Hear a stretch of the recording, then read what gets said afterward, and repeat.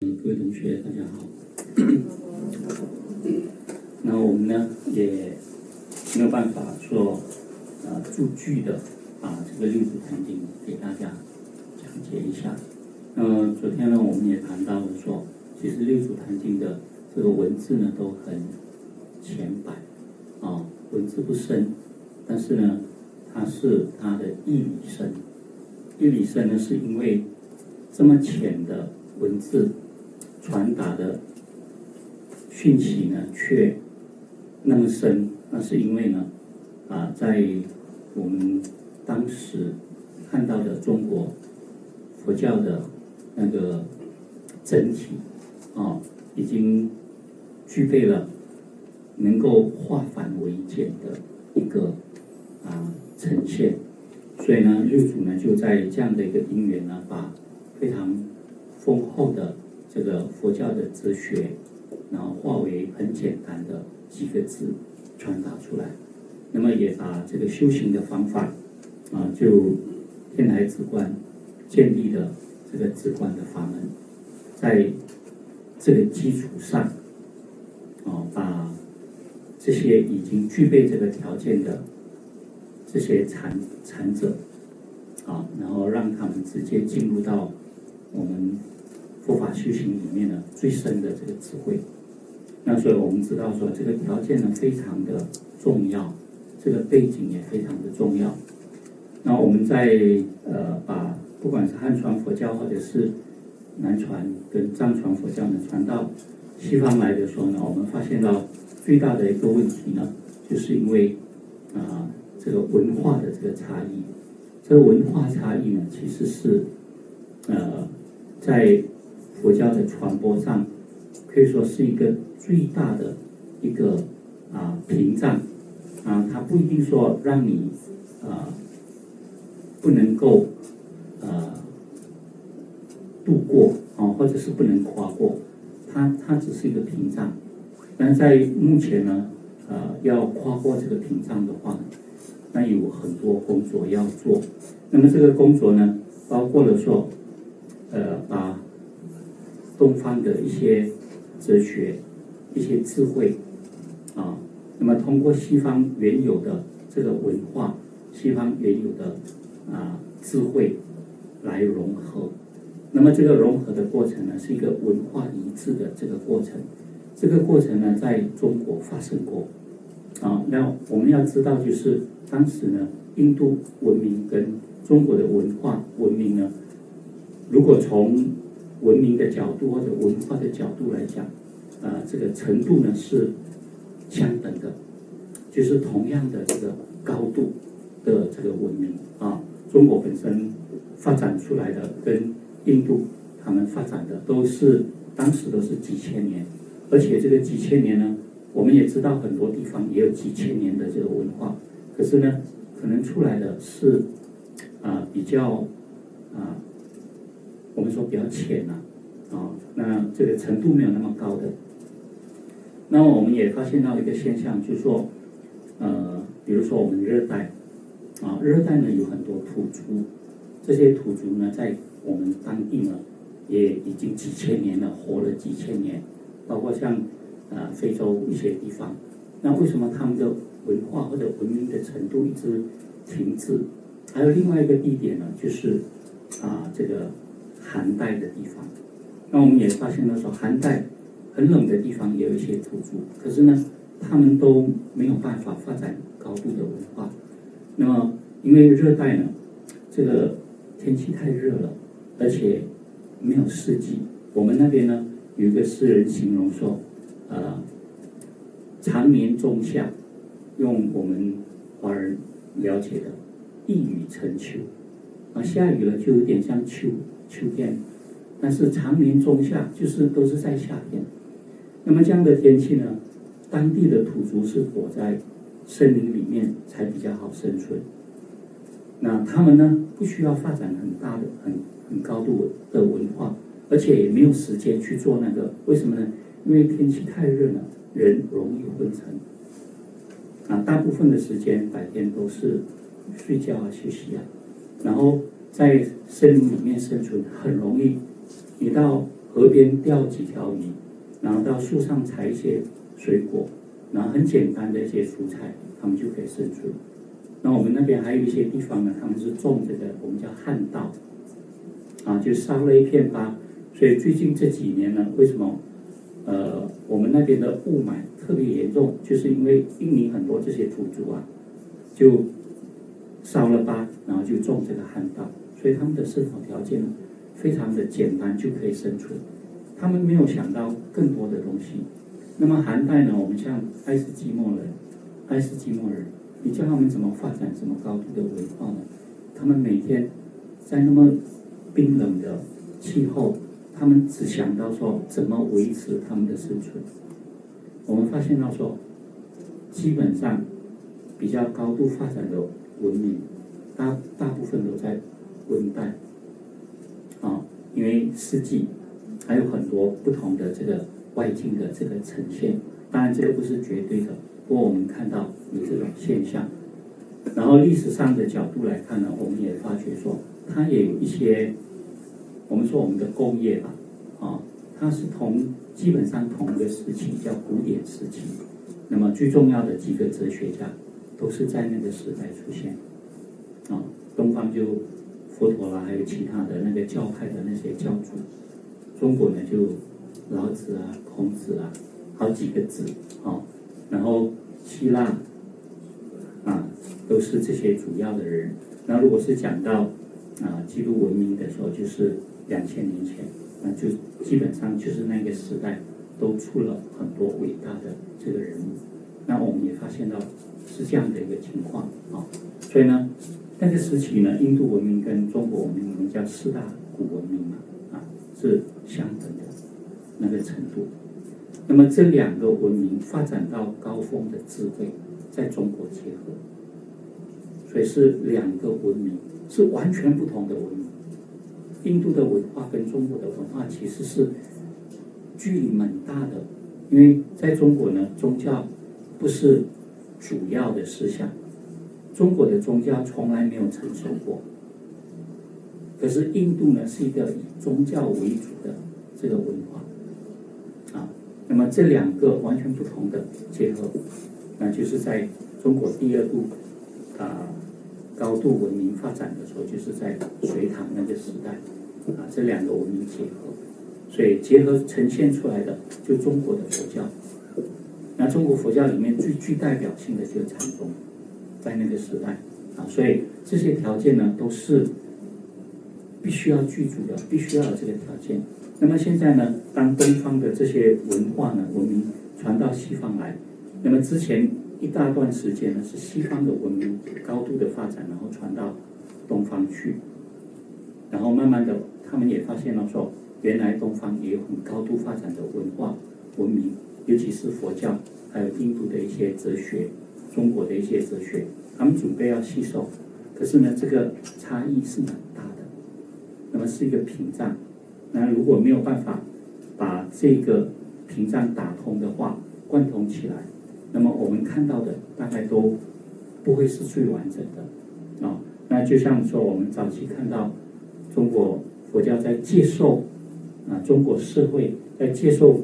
佛教的时候呢，它有一个相当长的过渡期最早期传过来呢，我们知道是汉明帝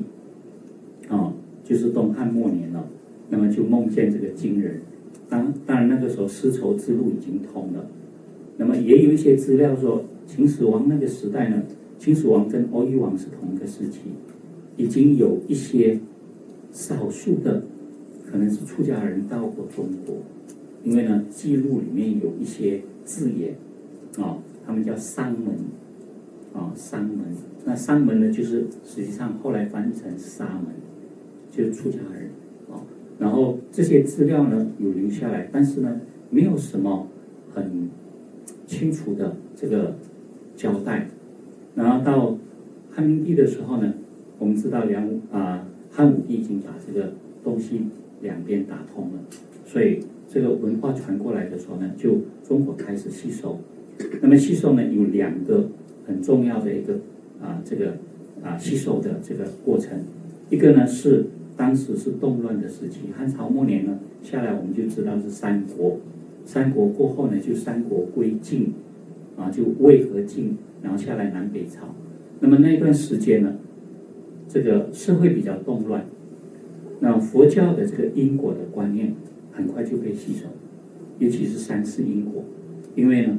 动乱的时候呢，你遭遇到很多不平等的事，然后面对很多的困难的时候呢，有什么思想可以安慰你？就是因果的观念三世因果，所以你就去接受它。那么另外那个时期呢，因为这个虽然社会动乱，那有一群人这些知识分子呢，他们读书很多。那么读书很多呢，我们知道在比较动乱的时候呢，你叫文人不讲话非常痛苦你叫他讲话又会招来杀身之祸，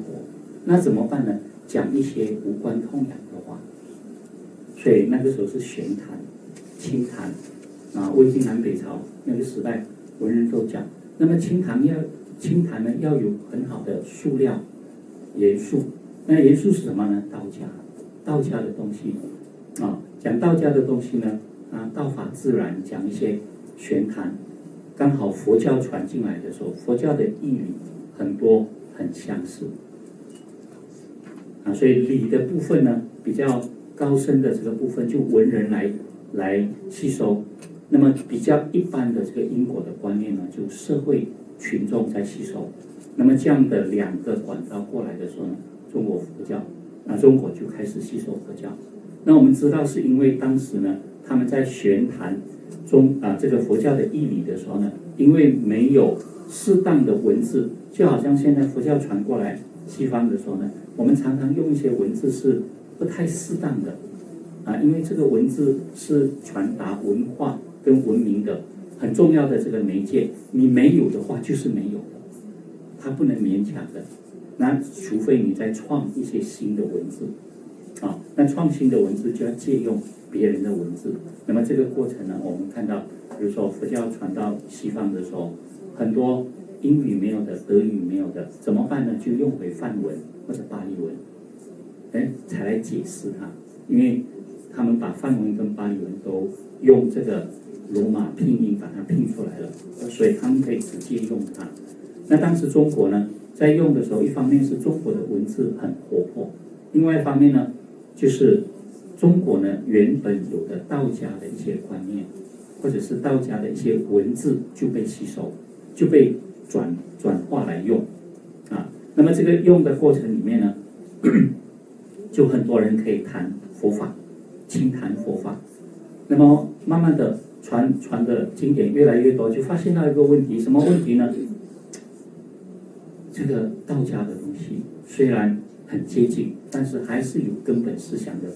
不一样。所以道安大师最主要的，他就是要把这个所谓的格义佛教改成说纯佛教，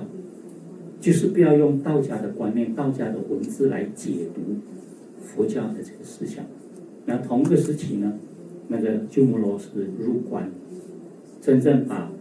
佛教的很多经典，之前是陆陆续续有一些经典传进来，但是没有那么完整的系统。鸠摩罗什入关的时候呢，就非常完整的系统就传过来。那鸠摩罗什入关之前，因为发生很多事情，所以他还没有来到中原的时候呢，已经大家都在期待了。所以他一进来的时候呢，很多那些年轻的那些才俊全部都归到他门下，他们那些人文字都非常的好，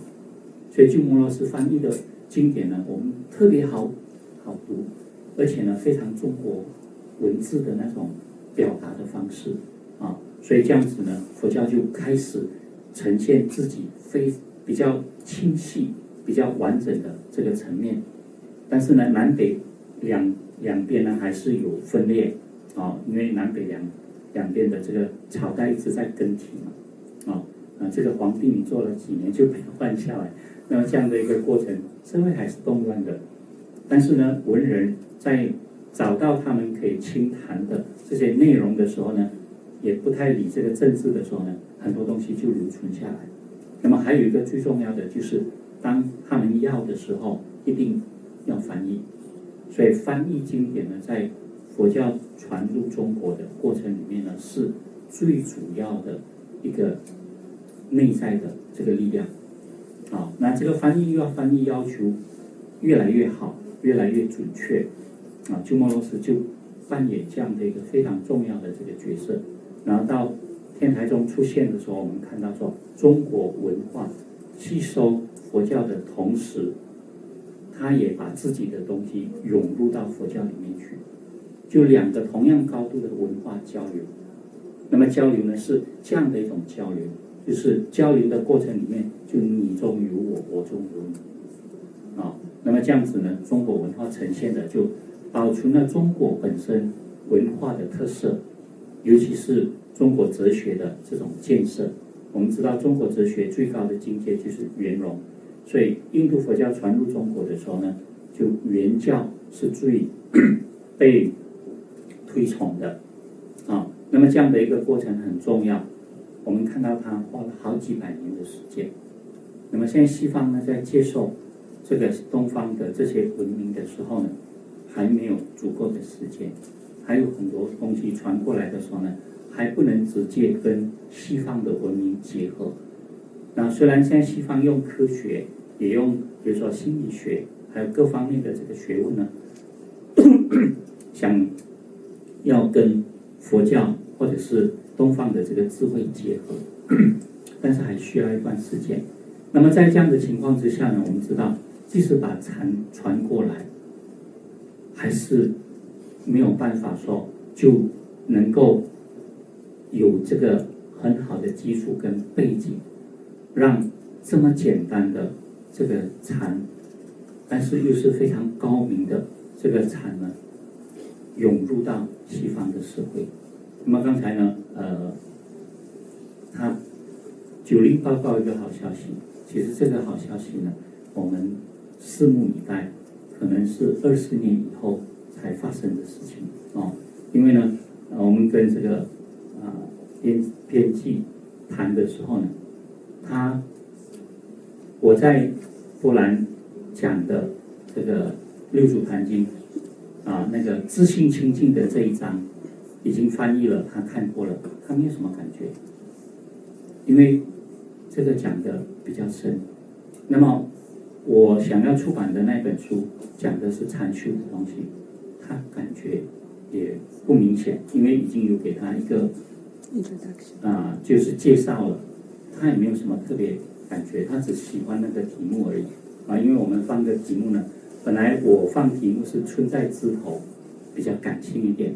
那么到了法古出版社帮我出版的时候，觉得太感性了，人家不知道讲什么，就写成什么练心功夫，然后或者新的锻炼，硬邦邦的那个句子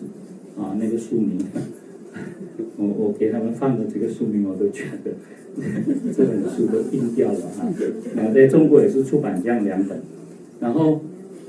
这个书来到这边用这个题目，肯定是没有人要看的那空祖法师就想了一个很好的题目 ，Map to Nowhere 就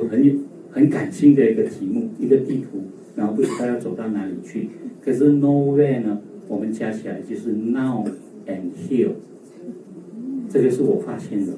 原来英文的 Nowhere 就是当下Nowhere 没有任何一个地方，其实就是现在跟这里就是当下了。Now here 加起来就 nowhere， 所以这个你看我的英文也不错的。